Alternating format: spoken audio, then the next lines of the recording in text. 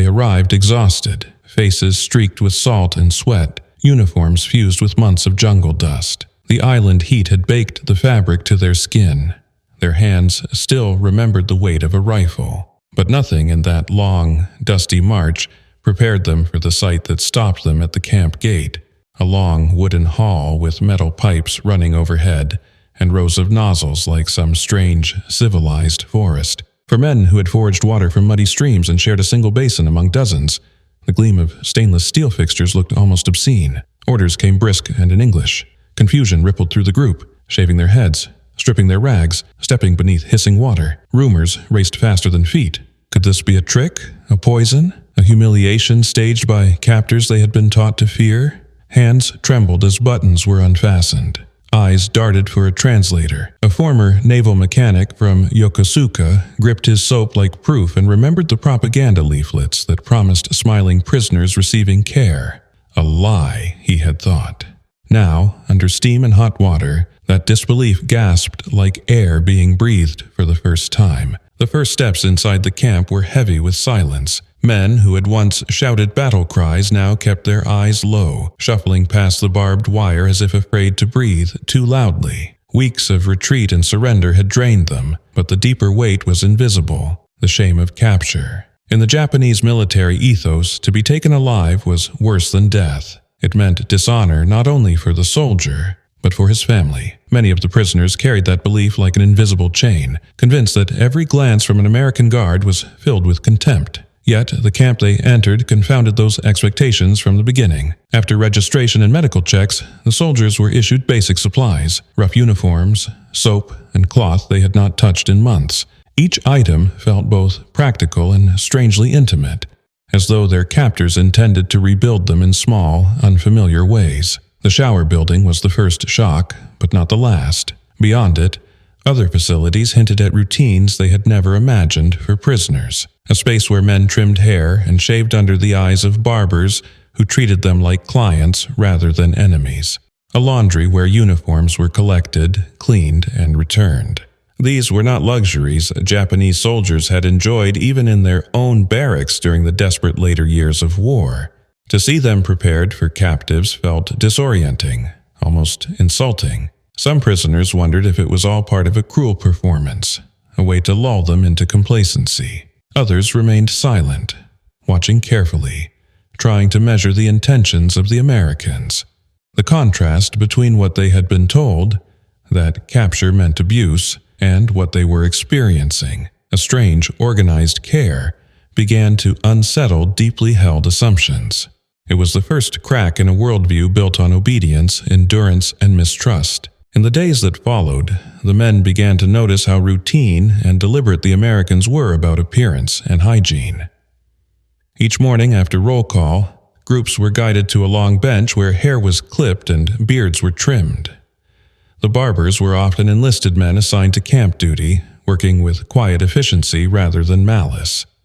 To the Japanese, it felt strange to sit still while a former enemy ran clippers across the scalp or slid a razor along the jawline. In their own army, grooming had been neglected once the war turned desperate. Lice thrived, and unkempt hair was a mark of suffering endured. Here, even prisoners were expected to look orderly. Some resented the demand. They muttered that the Americans were treating them like schoolboys, stripping away the rough edges they believed proved their toughness. Yet, as the cut hair fell to the floor, many felt an odd lightness. They were no longer crawling with insects. Their heads no longer itched constantly. Nearby, laundry facilities churned day after day. Uniforms that had been stiff with sweat and mildew were taken, boiled, scrubbed with soap that smelled sharp and chemical, then returned weeks later cleaner than most had ever seen during the war. Prisoners at first distrusted the process. Some feared their clothes would be destroyed or replaced. But when the garments came back soft, smelling faintly of detergent, suspicion gave way to grudging relief. The change was physical and undeniable.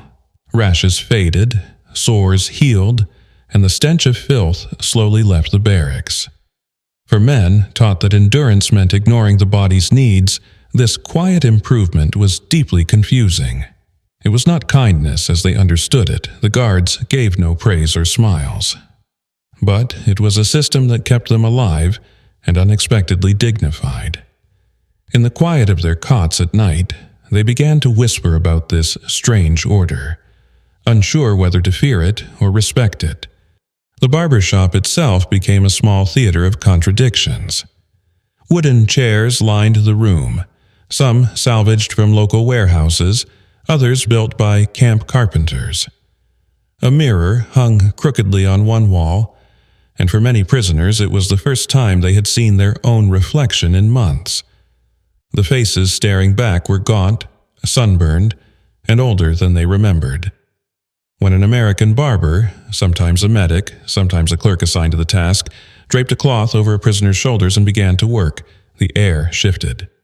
Clippers buzzed steadily, razors scraped with care, and hair tumbled to the ground in dark, uneven piles. No taunts, no jeering, only practical focus. For men who expected humiliation, the absence of cruelty was almost unsettling. At first they sat rigid, afraid of sudden violence. Some clenched fists in their laps, others winced with every movement of the blade. But as minutes passed and nothing happened, no rough handling, no cutting meant to hurt, shoulders slowly lowered. A few even dared to glance into the mirror, surprised to see their faces cleaned of grime and tangled hair. One soldier later admitted that he had not felt the cool slide of a razor since leaving home years earlier. He recalled, with a pang, the mornings when his father had taught him to shave, and how war had stripped such rituals away. When the haircut was done, the prisoner was handed a small brush to sweep stray hair from his neck and a towel to wipe his face. These simple gestures carried an unexpected weight. They were not indulgent. The Americans offered no warmth. Yet they acknowledged the men as human beings, not just defeated enemies. That recognition, however understated, planted a quiet seed of doubt about everything the prisoners had been told to believe. The laundry routine was just as foreign and, at first, just as distrusted. Each week, guards collected piles of soiled uniforms and undergarments, tagging them with numbers to ensure their return. For men who had spent months living in the same sweat-soaked clothing, the act of surrendering their only garments felt risky. Some whispered fears that their clothes would be stolen or exchanged for rags. Others believed the Americans might use the process to weaken them somehow. Yet the system unfolded with quiet precision. Large copper tubs hissed with steam as water was heated, and rows of washing machines clanked and churned. The smell of soap and bleach hung in the air, sharp, sterile, and utterly unlike the humid stench of their jungle campaigns. When the uniforms returned, they were cleaner than most prisoners had ever seen during service. Stiff collars softened, stains faded, and the pungent odor of mildew was replaced with a faint chemical freshness. For the first time in years, many slipped into clothing that felt almost new. The physical impact was immediate. Skin that had been rubbed raw by salt and grime began to heal. Fungal infections lessened, and the constant itch of lice disappeared as garments were deloused and boiled. The barracks, once rank with the sour smell of unwashed bodies and rotting cloth, grew almost bearable. This transformation was not accompanied by smiles or reassurances from the guards. The Americans offered no explanations beyond practical necessity. Yet the effect was profound. The Japanese soldiers, once proud of enduring filth as a sign of strength, now found their bodies healthier and their sleep deeper. It was a quiet, undeniable contradiction to the ideals drilled into them. Hygiene, something they had been taught to dismiss as luxury, was proving itself a weapon more powerful than stubborn suffering. At first, pride pushed back hard against this unexpected comfort. Many of the prisoners had been raised to see personal hardship as a badge of honor. Officers had preached that to survive with dignity meant to endure pain, hunger, and dirt without complaint. Bathing had been a rare privilege in the field, and clean clothes were viewed as soft indulgences that distracted from a warrior's focus. So, when the Americans demanded that every man wash thoroughly, wear laundered uniforms, and submit to lice inspections, some prisoners bristled. They felt stripped not just of their weapons but of the very endurance that defined them. Conversations in the barracks carried a quiet bitterness. Men muttered that this comfort was a tool meant to break their spirit, to make them dependent on enemy generosity. Yet, beneath that resistance, bodies began to heal in ways impossible to ignore. Tropical ulcers that had eaten into legs started closing. The relentless scratching caused by lice ceased. Coughs quieted in the night as the air grew cleaner and bedding less infested.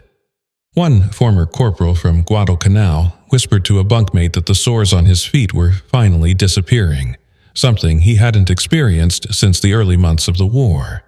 Another, once gaunt from stomach parasites, noticed his appetite returning as basic hygiene kept illness at bay. These changes confused and unsettled them. Could strength come from cleanliness? Could the enemy's discipline be more effective than their own? Slowly, small signs of adaptation appeared. Men who once resisted began to line up with less hesitation. They washed more thoroughly, checked seams of their clothing for lice, and folded towels neatly after use. No one called it gratitude, but the routine started to feel less like humiliation and more like survival. It was a quiet shift, but it marked the beginning of a deeper rethinking of what discipline could mean. Language barriers made the transition even more confusing. Orders were shouted in English, a language few prisoners understood beyond a handful of phrases. Gestures filled the gaps. Guards pantomiming how to scrub hair, wash feet, or soap the underarms. Misunderstandings were constant. Some men, embarrassed and unsure, tried to wash only their hands and faces, believing that was enough. Others stood under the spray but avoided removing all their clothing out of modesty or fear. When guards caught half-hearted efforts, they barked and waved the men back beneath the streams, sometimes physically turning them around to ensure soap touched every inch of skin. At first, this provoked resentment. Many felt degraded, like unruly children forced to comply, but repetition had its power. Day after day, the process unfolded with military precision. Line up, strip, wash, rinse, dry, dress, return. There was no punishment beyond insistence, no cruelty hidden in the routine. Interpreters eventually explained the basics, that this was about disease prevention, not humiliation. Medics performed inspections afterward, lifting seams of clothing, checking bedding for lice, and dusting men with delousing powder when necessary. The system was alien, but it worked. Slowly, the prisoners began to follow the instructions without protest, realizing the ritual saved them from the constant itch and sickness that had plagued their campaigns. For some, this was a revelation. They had endured weeks without baths on Pacific Islands, where stagnant streams were their only water and tropical ulcers spread unchecked. To be made clean every few days, to sleep in bedding free of parasites, felt almost miraculous. Still, few would admit this aloud. Pride was not easily surrendered. Yet a quiet recognition spread. The enemy's order, though unwelcome, was effective. It was a different kind of strength, one that did not glorify suffering but eliminated it. The more the prisoners observed the camp's rhythm, the more they realized hygiene was not treated as kindness but as law.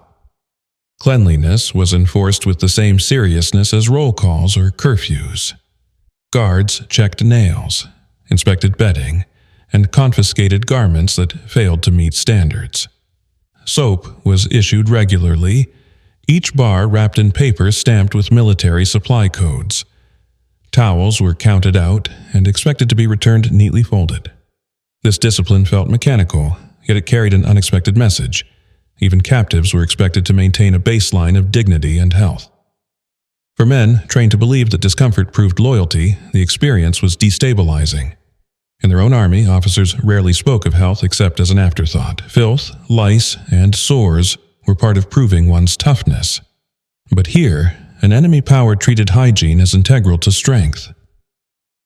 American medics moved briskly among the prisoners, checking for infections, tending to cuts, and handing out antiseptics without ceremony. They were not warm or sympathetic, but neither were they neglectful. To the Japanese, this was baffling. Why would a foe care if their captives healed or stayed free of disease? Was it strategy to keep prisoners useful?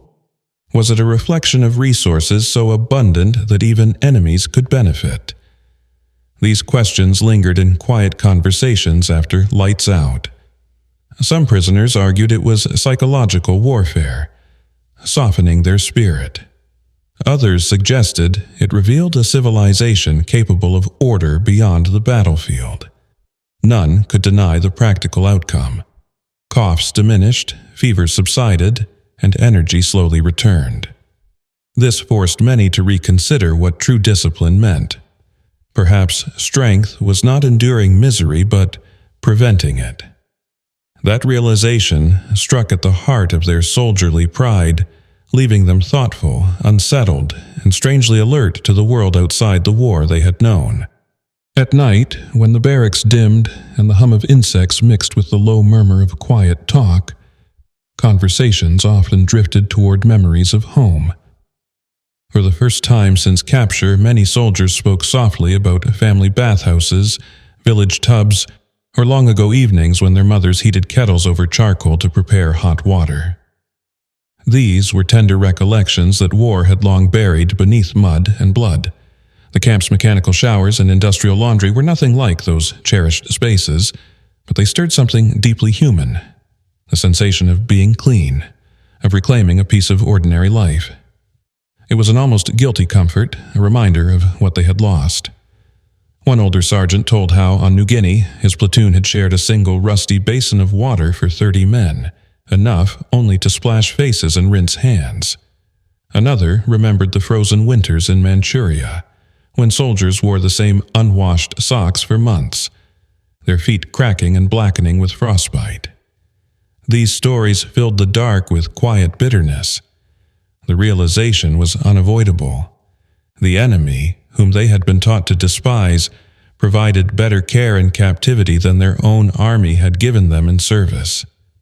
This paradox gnawed at their pride.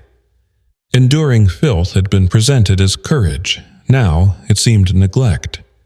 The Americans, though cold and unsentimental, had created a system that protected health even for foes. The men didn't speak of gratitude, but the contrast haunted them. It began to loosen something deeper, a belief that suffering was strength. Each bar of soap, each laundered shirt, each healed wound chipped away at that old conviction and replaced it with an unsettling new truth, that power could come from order and abundance, not only sacrifice. As weeks turned into months, the hygiene routine stopped feeling like foreign impositions and began to settle into the rhythm of daily life. The prisoners no longer shuffled uneasily toward the shower hall. They moved in quiet, steady lines, soap bars tucked into their palms, towels draped across their shoulders. Guards no longer had to shout or gesture as wildly. The process had become understood. What had started as suspicion now felt almost inevitable, a rule of the camp as unchangeable as the barbed wire itself. For the Japanese soldiers, this was an unexpected psychological turning point. They had entered the camp believing that capture stripped them of all dignity, yet, through these mundane rituals, they were regaining a fragment of self-respect. A man who had once gone weeks without washing now stepped under a stream of hot water every few days. Another, who had lived with lice eating at his scalp, now ran a comb through clean hair. Even the act of folding towels neatly after drying became a quiet assertion of order, not as soldiers of an emperor, but as human beings reclaiming some control over their own condition. This shift had ripple effects. The barracks air grew fresher, coughs and scratching diminished, and nights became quieter as fewer men lay awake sick or uncomfortable. Guards remarked that the prisoners looked stronger and healthier than when they arrived. Some prisoners resented the comment, fearing it confirmed that they were being softened, reshaped by the enemy. But many could not deny the truth. Their bodies were recovering, and with recovery came energy, clearer thought, and the faint return of identity. Cleanliness, once dismissed as weakness, was slowly revealing itself as resilience. A lesson the war had never taught them, but captivity now forced them to learn. Gradually, the barbers, tailors, and laundry workers became familiar presences in the prisoners' world. Most were American enlisted men assigned to maintenance duties, quiet, businesslike, and uninterested in cruelty. They didn't exchange many words with the captives, but their routine actions spoke volumes. A barber would tap a man's shoulder to adjust his posture, brush loose hair from his neck, and send him on his way without insult or ridicule. Tailors, sometimes civilian contractors, sometimes soldiers with sewing skills, measured worn uniforms, patched tears, and returned garments that actually fit better than before. These were small, practical tasks, yet for men raised on stories of brutal enemy camps, they were deeply disorienting. At first, the Japanese soldiers looked for hidden traps in this treatment. Some assumed the Americans wanted to break their pride by cleaning and dressing them like children. Others thought it was an attempt to prepare them for propaganda photographs. But no photographer arrived. No speeches followed. The work continued without fanfare. In its quiet repetition, it became clear that this was not theater. It was simply how the Americans ran a camp. Order, cleanliness, and function came before hatred. This realization unsettled the prisoners more than open hostility would have. Hatred was easy to understand. Discipline and efficiency were harder. These men had been taught that their enemies were decadent and cruel, lacking moral backbone. Yet here they were, confronted by a system that, though cold, was organized and strangely respectful of basic humanity. It was a confrontation with an unfamiliar kind of strength. Not the fierce endurance they valued, but a calculated, structured power that kept even its enemies alive and presentable. For some, that quiet, unsentimental care was more intimidating than violence ever could have been. One of the most surprising aspects of the camp routine was the tailoring service. In the field, Japanese soldiers had been forced to mend their own clothes with whatever scraps of thread they could scavenge. Torn sleeves stayed torn, ripped trousers were tied with cords, and boots patched with rags often disintegrated during long marches. To receive a repaired or properly fitted uniform from the enemy felt almost surreal. Tailors worked at benches under hanging bulbs, sewing machines humming steadily. They replaced missing buttons, reinforced seams, and sometimes altered garments so that they no longer hung in shapeless rags. For men who had spent years watching their clothes decay as a visible badge of sacrifice, this transformation carried complicated emotions. On one hand, they felt a flicker of gratitude for comfort long denied. On the other, it stung to see the enemy care for them in ways their own army had not. Some whispered bitterly that such treatment was meant to humiliate them, to show how easily America could afford to clothe even its captives. Others remained silent, secretly relieved to have garments that no longer rubbed sores into their skin or left them exposed to the cold. This tailoring was not luxury, it was practicality. The Americans understood that well-kept prisoners were easier to manage, healthier, and less likely to spread disease. Yet, for the Japanese, it revealed an unspoken truth about power. True strength did not depend on forcing men to suffer. Instead, it came from abundance and systems so reliable that even enemies could be maintained with efficiency. This quiet, almost bureaucratic care forced many to rethink their ideas of civilization and strength. It hinted that the might they faced was not only military but deeply cultural. A society built to sustain itself even in war. By the middle months of captivity, the cumulative effect of these routines was undeniable. Men who had arrived gaunt, filthy, and crawling with lice now stood cleaner, healthier, and steadier on their feet. Skin that had been cracked and ulcerated began to heal, Hair grew back in orderly cuts rather than matted clumps. Uniforms, once stiff with grime, now carried the faint scent of soap.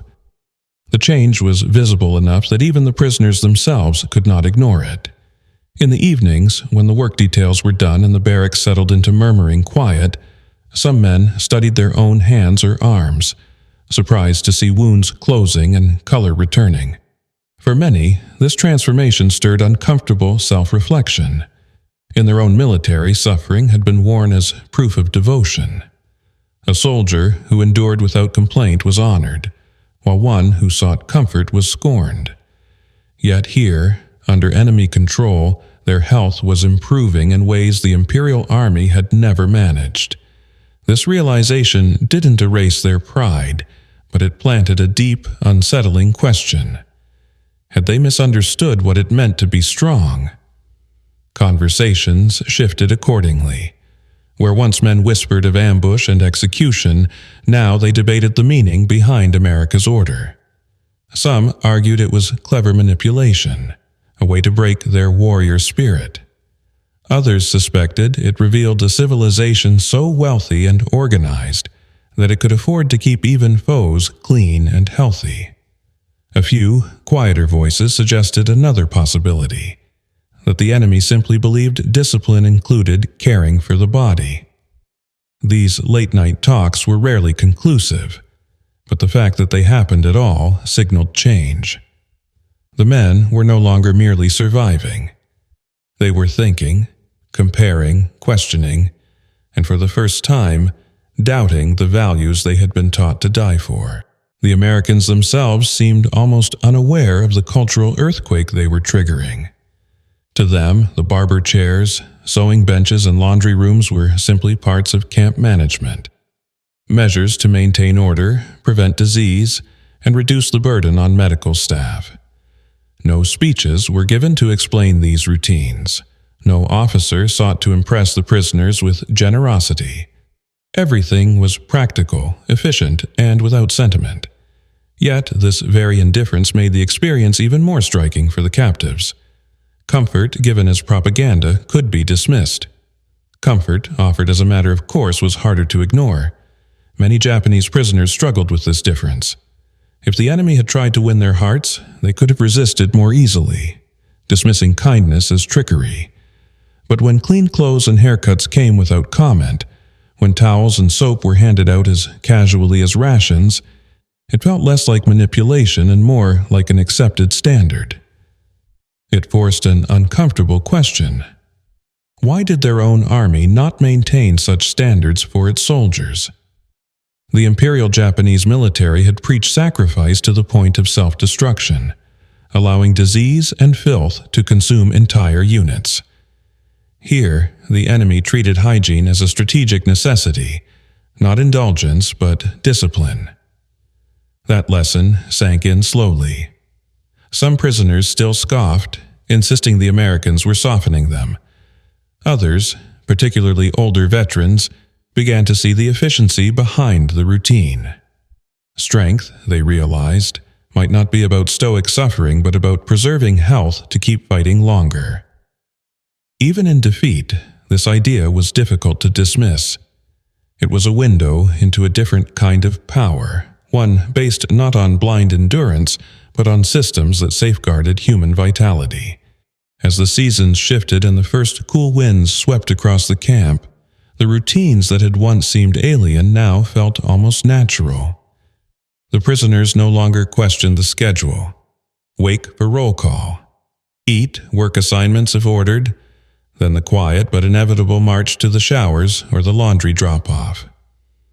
Even men who once resisted now washed thoroughly, combed their hair, and folded towels with a precision that echoed old traditions from home. Something subtle had changed. The act of keeping clean, once seen as weakness in the field, began to feel like reclaiming self-respect. This transformation showed itself in small, telling ways. Men polished their boots when they could. Barrack floors stayed swept. Bedding was shaken out neatly, and conversation shifted from disease and discomfort to small details about soap brands and water temperature. Prisoners who had been withdrawn or sullen grew a bit more animated. swapping quiet jokes about who looked less ragged after a haircut or which tailor had done the neatest patchwork. The routines didn't erase the pain of defeat or the shame of captivity, but they gave shape to days that might otherwise have dissolved into despair. For some, the change sparked painful memories. They remembered the old discipline of Japanese households, mothers scrubbing floors, fathers shaving with care, neighbors sharing evening baths. War had stripped those rhythms away and replaced them with unending dirt, exhaustion, and rot. To find them again, not in victory but as prisoners, was both comforting and deeply bitter. Yet even bitterness could not hide the practical truth. They felt stronger, cleaner, and more alive than they had during their campaigns. Hygiene was proving itself not just survival but a quiet reclamation of humanity within the barbed wire. By the time winter shadows lengthened across the compound, the shock that had once greeted every bar of soap and every clattering washing machine had faded into something quieter and more profound. Cleanliness was no longer a curiosity, it was a fact of life. Yet, for many prisoners, it remained a symbol. A reminder of how far their expectations had fallen and how deeply their understanding of strength had shifted. They had marched into captivity believing that honor meant stoic suffering, that endurance of filth and disease proved the soul of a soldier. Months later, they stood healthier, shaven, dressed in patched but serviceable uniforms, their barracks smelling faintly of detergent instead of decay. The revelation was bitter and humbling. Some men still clung to the idea that American order was a form of control, a way to soften enemies. Others, though, quietly admitted something harder to face. The true strength might lie in preserving life, not squandering it. The Americans had not treated them as equals. There was no affection in the guards' eyes. But they had insisted on standards that kept even captives alive and dignified. That realization cracked the image of an enemy painted only as cruel and decadent. When the war finally ended and repatriation began, many prisoners carried home a memory they would never speak of loudly but would never forget. Not the fear of capture or the humiliation of defeat, but the moment hot water poured from steel pipes and a stranger clipped their hair or repaired their uniform without hatred. It was there, amid barbers' chairs, laundry steam, and the smell of soap, that they first glimpsed a different kind of power. A civilization strong enough to care for its enemies, and an unexpected lesson that survival and dignity can live even in the shadow of surrender.